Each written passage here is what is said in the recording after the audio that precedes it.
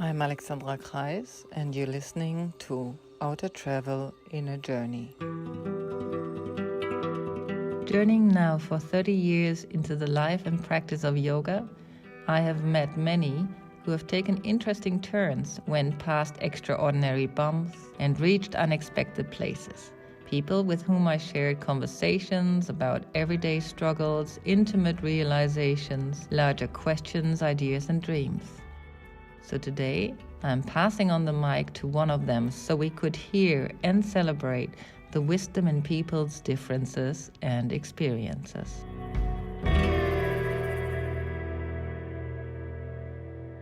Hello and welcome to Outer Travel in a Journey with Alexandra. And today on my show, I have Jothi Dugar. Hi, Jothi. Hi, I'm so glad to be here. Thank you so much for having me today. I'm so glad we made it finally. I believe that in my world, you're probably not so known, so I'll do a quick introduction in case you want to be intrigued already, because I am, when I reread what Jothi wrote me, she is a leading cybersecurity executive for NIH in America, who knows what it's like to be the only female executive in the room for over 25 years. She is a catalyst for change, inspiring transformational leadership as a holistic wellness specialist and coach, author of 3 books, as I just found out, international public speaker, indeed, 200 podcasts as well, and the mom of 3, Jesus, and then there's a long, long spiel, which we're going to find out in this conversation of what you do and how you do it. My goodness, yeah. I think we both got it. I got first intrigued when I heard you're this person working in cyberspace and you're trying to bring what seems to be to now the average Joe something very ordinary, the wellness industry, which wasn't at the time when you started and still is not probably, right? Yes, yeah, definitely. Cyber is one of those industries that there's just so much burnout and stress and overwhelm because you kind of have to be connected to technology, to your work 24 by 7 because hackers don't stop just because you want to go to sleep at night or you want to take vacation. So Yeah. it's one of the industries where they desperately need the mental health and wellness, but it just seems so unapproachable for them that that's been my passion to kind of merge those worlds together.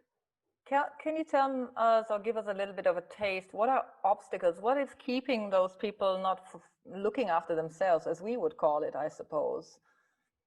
Yeah, I mean, just being in cyber for the last 25 years myself, it's an amazing field. Like, there's just so much to learn, and it's so broad. So it's a beautiful field to be in, especially these days. But and I should say, it's one of those fields where you you don't have a choice in the matter. So especially if you take the leadership route, you if you're the CISO or a cyber leader and you're responsible for the safety, the security, the protection of the data systems and the people of your organization, then how can you sleep at night? Well, you have to. Yeah. So, and if you get called in the middle of the night because there is potential incident or maybe a potential breach, you can't just say like, oh, you know what, it's Saturday, I'll take care of it on Monday. And by Monday, somebody might have taken all of the data Yes. in systems, or it could be a personal safety risk as well. So most people associate cybersecurity with just data and systems, Yeah. but my goal is to really introduce them to the safety aspect, because what happens if your entire electronic grid goes out or your power grid goes out? Yeah. That becomes a safety issue. Yeah. What if your home security alarm system gets hacked? Yeah. Now it's like the company that you're using to protect your home has been hacked themselves, so you don't really know who's watching you. um, So Hmm. I've been passionate about bringing the safety, cyber safety into organizations and really have people start looking at cybersecurity as a safety issue. Yeah. And when you think about that, it just um, it's there's no it's if to be a good leader, you feel like you kind of have to be connected and wired on the go. Somebody calls you at 2 a.m. You can't just like, oh, I had a long night, so don't call me. It's like you gotta be like, okay, what's going on? And as if it's like a normal day to day, a daytime Yeah. job. So, Yeah. And yeah. as you were pointing out, now that we are living in times of past or in the middle of COVID, some of us are coming out of it a little bit more than others. You notice that this kind of knowledge is lacking in the wellness industry. So you've been stepping into both um, ponds, so to speak, with one leg each to help the other side to understand how difficult that is, right? Yeah, yeah. So the same way that bringing mental health and wellness in an approachable manner to the cyber and technology committee or community is important. I've also noticed that there's a whole world out there for holistic wellness practitioners or coaches or therapists or counselors that may have been doing their work predominantly in person before, and now they have to switch to being online. And there's more and more people creating websites and online courses and just doing everything virtually. And now they're starting to understand the importance of factoring the cybersecurity aspect to their business, which maybe they didn't really prioritize before because maybe there wasn't a whole lot of a need before. But now, if you have a gadget, you automatically become a system owner. If you have a Yeah. computer, if you have a website, you really need to ensure that you're factoring in the cybersecurity aspect to everything that you Yeah. do. Is one of your books or whatever, I know that you wrote and scripted a book recently, or it's about to be published, and then you are also co-authoring other books, but is any of those books dealing with that for the wellness industry, or is it more geared in the other direction where you started with, that you wanted to bring wellness to the cyberspace? Yeah, yeah. So my first book that's coming out in October is called The Ultimate Guide to Self-Healing, and I wrote a chapter in that for busting burnout for badass leaders, which can be for both aspects. Because you have leaders in the wellness industry, you also have leaders in corporate, Hmm. the technical world. But I am writing my own entire book on just the word chaos. And the way I look at chaos is it's cyber holistic authentic operating system, which is actually instilled in all of us, and really bringing together the good chaos, the bad chaos, the ugly chaos, and how to effective techniques and managing all the chaos in your life, which includes the chaos that cyber brings. Yeah. Because if you're not a cyber person, then the moment you think of cyber, automatically you feel stressed out. Like, it just feels like this crazy. It's just like this field I don't know anything about. But my goal is to kind of bring it to the wellness world in a way that doesn't seem so scary, Hmm. and also bringing it to women because the wellness world is it's I wouldn't say it's predominantly women, but there's a lot of women Yes, in of course. the I wellness mean, I industry. don't have data, but I would, from my own perspective and using healers and wellness professionals all my life or for the past 30 years, I've met more women than I met men. So, yeah, you might see men rising to leadership positions much earlier than women do. And that is the tragic somehow, right? As we both experiencing, as we're coming up, as we both inspired to lead into a more holistic world, which I heard in the word chaos as well. We're both stumbling across this whole entity of finding sanity, right? What's your experience with that, Jyoti? Yeah. So being a leader as a woman, you're already having to cross a lot more obstacles and roadblocks than if you were a male, especially if it's in an industry that's predominantly male dominated. So if you're a woman or young girls, they're automatically being set up for failure even from a young age, How without so? realizing it. Sorry, how? Um, Sure. So, I have two daughters myself, and I'm really very cognizant of how I advise them of things. And I see that they're getting, they're getting affected by their friends, their teachers. And what I see happening is if they speak up for themselves, and sometimes being a mom of a forward thinking, ambitious, like strong, determined young girl, it can be hard because Yes. they're not just going to do what you tell them to do. But I actually appreciate that about them, and I try to encourage them, like, yes, definitely speak up for yourself, ask questions, ask whys, but try to use all of your ambition and independence and strong mindedness for the positive, not for just getting what you want, because that is what's going to set you up to be different than everybody else. But what I notice what they get from school sometimes is like, oh, your daughter's just very bossy, or they get their friends telling them like, hey, why don't you just do your arts and crafts and go that route. And when they're like, nope, I want to do coding, I find it fun to do coding, they kind of get this look from their friends like, what? Why would you want to do that? Don't you want to just Yeah. come and play with us? And Yeah.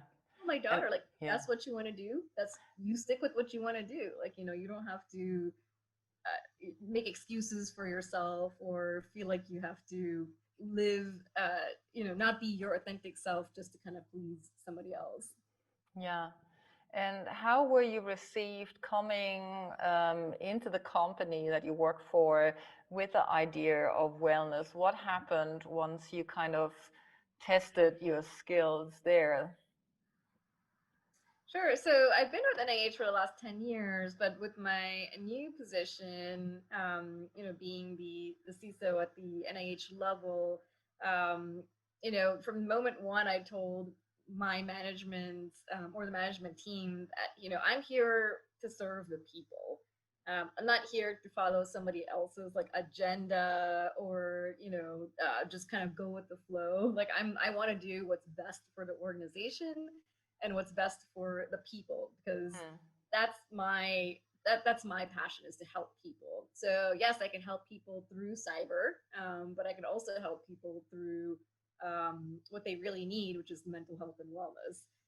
Especially in this kind of, I saw, even at this level, there's like so much burnout. There was harassment. There was just like this low morale.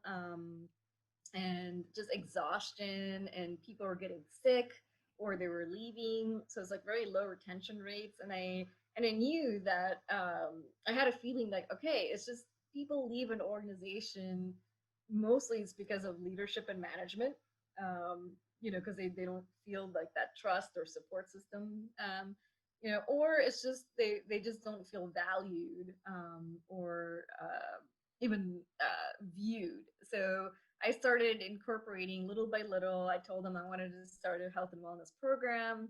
And I kind of told the story as to why this is going to be helpful for the organization and the people, and how it's going to be helpful for leadership.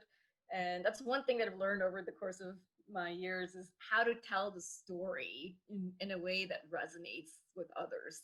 Hmm. Because everyone has a story, right? Yeah. And a lot of times, when you're going through like a messy period, you don't really understand why it's happening. But I've found out that everything in your life is happening for a reason, and it's up Hmm. to you to find that gift in that messy situation and turn it into your message. So, So what so happened to you, Jyoti, that kind of got you the right messages as such, if we want to call them right? yeah, I mean, everything is there's a lesson and a gift in anything that happens in life, and I'm not making light of anyone's situation. I've gone through some pretty traumatic situations myself, through a traumatic childhood where I didn't even know if I was going to make it, every day. Mm. And but I set my goal, I set like Mm. my intention, like I will make it through and I will survive my childhood and I Yeah. will, these are my dreams, which seemed so far, it just seemed like, oh, that seems impossible. But it's only in those dreams, setting those dreams, that you actually have something to look forward to, and you can set that your intention to get there. And the path isn't always linear, right? Even now, I set my dreams to be like, something that seems so far away from me. But you're not going to get there in just like linear path. It's going to be like Mm. ups and downs, up and but Mm. that's where your power of intention, just going along your mission, not worrying about the naysayers, and treating the naysayers. Thing we talked about this before, as your Jedi masters, uh, Yeah.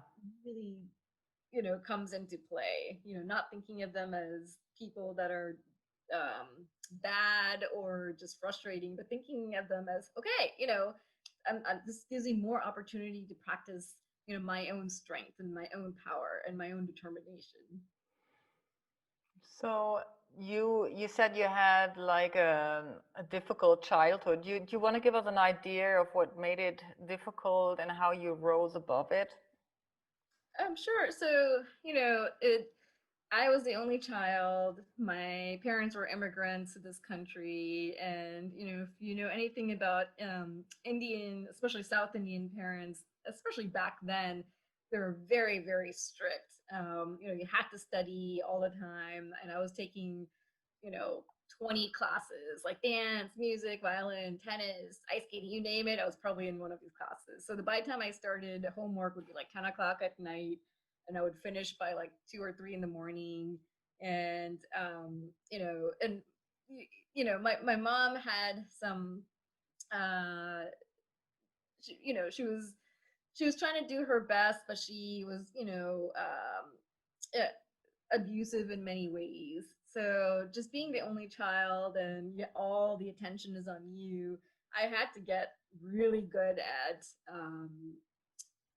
keeping myself together, amidst all the chaos that was going on. And so everything would be blamed on me, and you never knew when she was going to kind of switch personalities.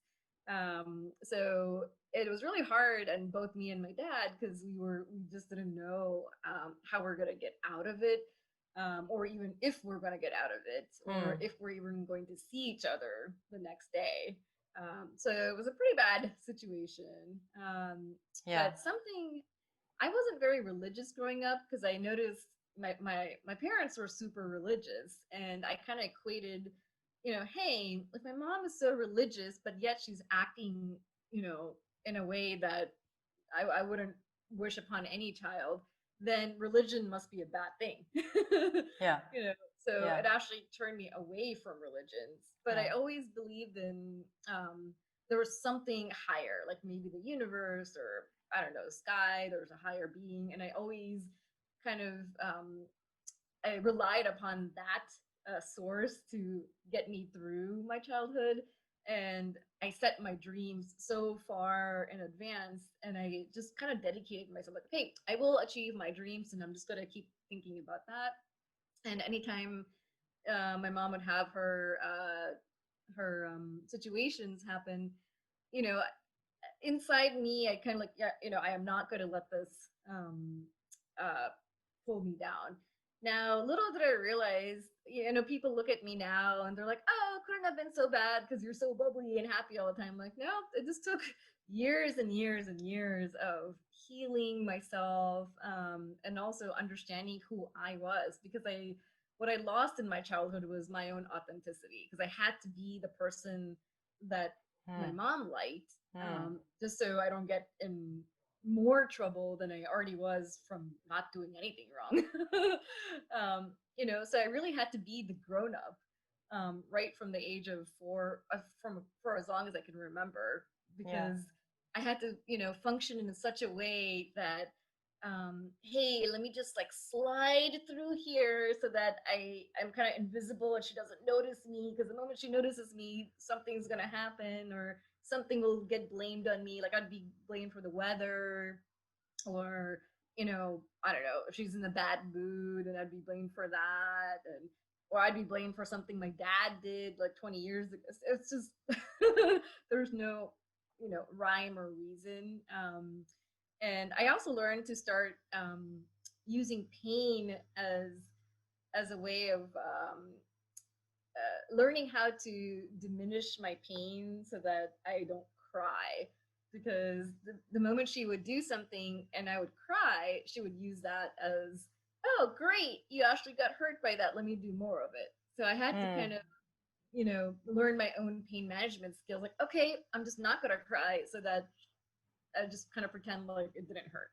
Um, Yeah, what I'm hearing you say is like when we always look at, I mean, we can all look at our careers and why we chose what. And if we have done enough self work and self digging, we probably come across these incidents. So I don't find it much of a wonder that you've become a safety, like you become a safety agent because you probably had to learn how to be safe with people. So you're trying to bring that onto, or you try to bring that on a bigger level, but also then discovered the healing. So what was the first healing experience you had, if you want to call it healing, or what was your first encounter with a method that kind of really spiraled you forward? Sure. So, right from childhood, like I kind of knew I had a some sort of intuition or gift, because since I started to learn my own pain management skills on how to take care of myself, since I know my mom's not going to take me to the doctor, so I had to just find my own way of healing. I would actually help my friends with that too. So a friend had something going on, like cramps or something would just something, oh, tell this person to do this.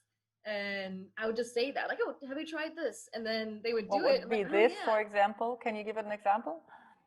Yeah, so if they said they would have cramps, like, so I still remember this example, or my friends, like their toes, like they would get cramps, so their toes would kind of go one on top of each other, Yeah. and they're like, oh, we don't know what to do, we can't walk, it hurts, like, it hurts really bad. So I'm like, oh, let me just give me your foot, and I would just kind of like rub their feet, and then kind of press it, and then it would go away. And they're Yeah. like, oh, how did you know to do that? I'm like, I don't know, something just told me to do that, and it worked. I was also I never liked over the counter drugs or medications. So I would always find a way to use natural ingredients to heal myself. So I drank warm water with lemon like every morning. Hmm. And I would keep moving throughout the day. Yeah. I didn't really believe, I never liked going to gyms, so I always believed that, oh, let me just keep myself active throughout the day, and that actually makes me feel better than just kind of sitting all day long and then just spending 1 hour going to the gym. Yeah. And now if you look at what they say now, or what's been practiced now, it's like it's little things throughout the day that Yeah. matters, because it's Yeah. what you do most. Yeah. Yeah, and And then if you're the my exercise type, you should be doing 20 minutes, in or 10 minutes at a time. If you need to sit at a desk like that, you're asked to do like intervals of 20 or 15 minutes, and that would help you more than doing 2 hours gym. Definitely, yes. yeah, Mm. and what I teach now is actually not even, because if you're people these days would claim that they don't even have the 15 or 20 minutes. So I've gotten I've started teaching like 2 minute, 3 minute, 5 minute techniques that you can do once every hour, and even that carries like micro actions carrying like a massive impact. Yeah, so how did, let's go back to that where you started. You started off someone with a career in cyber, and then you noticed, okay, I want to rather talk to the people here than just do the work. So what landed well with people? What kind of technique did you give people for them to have a chance to shift their lives into more body consciousness? Yeah, so I started with, I had to kind of speak their language first, to really resonate with them. So I actually did start with, you know, teaching them 2 minute, 3 minute, 5 minute techniques that they can use, mind body energy techniques that they can use throughout the day. So my first session was, I called it mind body hacks for busy professionals or, corporate leaders or something like Yeah. that. And I had over like 200 people participate, which was great. And the way I put it was really had to tell the story. Like, I know what you're going through. Like, I know you might be feeling tired or burnt out, or you just don't have time in the day. You have to worry about work, but then you have like family pressure, this, that, and the other. Mm. And you don't have to resort to just meditation or yoga or mindfulness, and because this is, we have to understand it's a male dominated environment. So Yeah. the moment you mention any of these three, they're immediately like, that's not for us. So I had to tell them, okay, what if I showed you just a 2 minute breathing technique that you can use anytime, anywhere, even in the middle of a difficult situation, Yeah. or a 2 minute EFT tapping technique. Yeah. So so that's how I started. Just giving them 2 minute things. I said, just do it as often as you like. Try to do it once every hour. And if you're telling me you don't have 2 minutes every hour, you really have to look at your priorities. Yeah. And And what was the response you got from these people? I'm sure some of them said, "And nothing for me," and then some got good results, or what happened? sure. So I made them do it, where I didn't make them, but I asked them to do it right in the middle of the session so that they can see how they feel. Hmm. Because when you're just listening to someone and then now you have to go and spend time doing it, that's when no one's gonna do that. They're not gonna take the time. So I would introduce these concepts and say, okay, so let's actually try it together. And be open. Like, did you feel anything? And sometimes some of these techniques take longer than 2 minutes. Maybe you need to spend 4 minutes doing it, but then just within the 2 minutes they were able to, at least it got their mind off things. And I would teach them how to train your brain to work for you instead of working against you. And little by little, the more you practice that, you're actually building up a new muscle in your brain. Yeah. It's called the PQ muscle. So Yeah. all these years you've been conditioned to basically look for the bad, through your subconscious brain. It's because it's meant to protect you, right? Especially if you grew up in an environment like mine, where you're basically in the fight, flight, or fear or freeze mode, 24 by 7 every day of your childhood. You Hmm. become accustomed to going into that alarm mode all the time, Yeah. not just by physical factors, but also by mental, emotional factors. So the moment somebody tells you something, you immediately kind of like, oh my gosh, this is a safety issue. Yeah. Even if it's not a safety issue, it's just it could hurt your feelings, but that's it. Yeah. But you've been conditioned to treat it as like, oh my gosh, this person hurt my feelings. What do I do? What do I do? I gotta fight back. So And what how they do you started. dissolve that? You're talking obviously trauma, and I had a few trauma experts on the show already, but we always like to hear more. If you can give them away a little bit more details. What is the shifting point for you, or what have you found Yeah. exactly?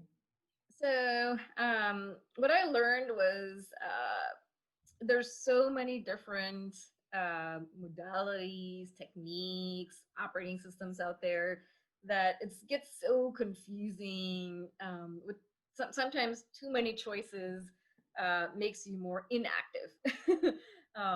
But what it really boils down to is basically two things. You are meant to be. You were born as a human for a reason. You're meant to be happy. You're meant to be, live life and basically master your own potential. So I kept it very simple, at first. So I said, anytime you feel any sort of quote unquote negative emotion, sadness, frustration, anger, any of that, just catch it. And then, pause in the moment. And I would show them how to do these quick techniques. just 2 minute techniques to shift yourself to the what I call the Jedi approach. And I would Uh-huh. explain what is the Jedi approach. The Jedi approach is, find a creative solution, Mm-hmm. find a way to navigate, find a way to be bring out your empathy and compassion. Yeah. And it's hard to explain in on the podcast, but in my programs, we kind of go through step by step every and within like 6 to 8 weeks, there's a massive transformation that happens within Yeah. them. And we're not saying all negative emotions are bad or you should just kind of forego it. But when you're learning, it's instead of trying to process grief or traumas on your own, you really need that coach with you to do that. So since I can't be the coach for Absolutely. everyone, Yeah, yeah. yeah. It was just to like to give the listener an idea, and of course, because I'm intrigued, to hear what you do. But I understand it's not just even though it's simple, it's not a simple recipe that we're gonna, transmit over the podcast right now. But it is the idea of liminal thinking. You like what's happening in trauma that people get kind of caught in a world where everything is always the same reaction. And the more it happens, the more the brain gets trained to see the world as such. That's what you're describing. And in order for them to open up, in order to go that world, you have to feel safe. So you're giving, as a coach, probably the safety aspect, like I have experience. And B, it's to shift the view of possibility and choices. That's what I hear you saying, right? Yeah, it's actually neuroscience. So we're actually teaching them how to rewire your brain. Yeah, absolutely. Yeah. So instead of taking that, the negative approach, you're actually rewiring your brain to take the more Jedi or the sage approach, which is Yeah. which is how you started in life. Like when you're a baby, no one started as a baby being angry and disgruntled and Yeah. selfish or Yeah. jealous. Like we all were born as a baby, following the Jedi approach. And little by little, we got conditioned by our parents, families, friends, society, culture to slowly start taking more of the negative approach to things. And then if we allow ourselves to just be stuck in that, Yeah. then it just kind of closes the opportunity for growth and expansion. Yeah. So the more we can kind of open people's awareness to getting their authentic operating system back and rewiring their brain to bring out the authentic operating system, then the more we can kind of raise the consciousness of everyone. And my last question to you as well. We've been going for quite a while, and so interesting to speak to you. We could have like a series of just conversation with Jothi Dugar, but what I'm remembering now as we're coming into, you opening up people, and people who are listening to the show might be in the field of wellness, so they're very familiar with that sense. And what you're bringing to the table today is like use science together with the experience to bring it to people who are a little bit wellness over averse, or like they don't want to go there. But then you made clear that the environment you work in, that this environment doesn't foster self-care, because you might be getting called in the middle of the night for doing something, and maybe there are nurses out there or people who are night shift and in jobs that needs them to respond. How do you break that chain and can remain in the job? That's my last question to you. Yeah, so I think learning these techniques and continuing to do them throughout the day is what's going to help you in the moment. Because you can't, it's hard to for anyone to shift your perspective or how you approach things in the moment if you haven't been doing them outside the moment throughout on a continual basis, not once a day, not once a week. So that's why I try to make all of these techniques like very simple. One technique is just kind of just rubbing your fingers together. Hmm. So these aren't, very super hard technical techniques. It's very simple techniques, but it has a science behind it. So by training yourself to put all this chaos aside, whether you're an emergency worker, whether you're cybersecurity, or whether you're, some other field where you kind of had to respond like that to any sort of incident, you still have like 30 seconds to a minute to just pause. You don't have to jump on it like the moment you get that call. You could be like, okay, I need 30 seconds. Just put all this chaos to the side and then just focus on, let's say, something physical, like the feeling between the tips of your fingers Yeah. for 30 seconds. That really, and if you keep on practicing that outside of the moment, it starts changing your rewiring your brain so that you're not hijacked by that all this chaos. You just kind of take it as it comes, like, oh, okay, there's an incident right now. Yeah. Let's see, like, and then you start almost rewiring your brain to act from your stage perspective versus your the involved dark perspective, yeah, where you kind of get, where the lymphatic system, where the adrenal system, they are on constant pulsation, so that the rest part, that, I mean, in Ayurveda we talk about how important it is to cure yourself through resting. And so what you're giving people at that moment in time is not to be in the constant adrenal response, which will actually refer to your old brain, to the fight and flight response that you've talked about. Yeah, beautiful. So what's your message for whoever is out there, Jothi? What would you like to say to the listener? Yeah, I mean, I would say there's always a pause in the moment, since we're just talking about pauses. And that is, if you look at it from a gym perspective, it's when you rest that your muscles are growing. It's not by the constant, pumping muscles. In fact, you're actually breaking down your muscles if you keep pumping, Yes, pumping weights every day. indeed. So I would, and in this modern day and age, everyone feels like they're on the go all the time. They're on all, they have to keep being wired all the time. And I would say it's in the pause that you can actually, it's in that rest, and it doesn't have to be a long rest. Just take that 1 or 2 minutes every hour, if you can, 5 minutes every hour, and then do these kinds of techniques to really allow yourself to grow so that you can be more productive, efficient, effective And for be a leader, as we your said. Yeah, even if you have a mission, because we were talking about mission earlier, and that you have to keep going. Even if you have a mission and you have to keep going, don't go to the extent where you burn out. But what Jothi is saying here to us all, remember the pause, so that you can show up. Yes. It's a great I way of think, putting it. yeah. So thank you, Jothi, for making time. It was a pleasure Yes, having thank you. you. Thank you for having me on the show. I'm blessed to be here. And we'll see each other, and on the forum, if there's questions for you, we have a forum now for listeners on Facebook.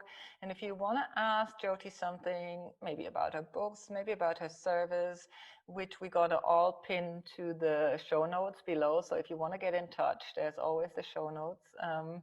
But you can also ask her a question on our Facebook forum. So we're looking forward to that, and have a beautiful week. If you enjoy listening to my podcast, please consider to become a patron at patreon.com/Alexandra Kreis and pledge your donation.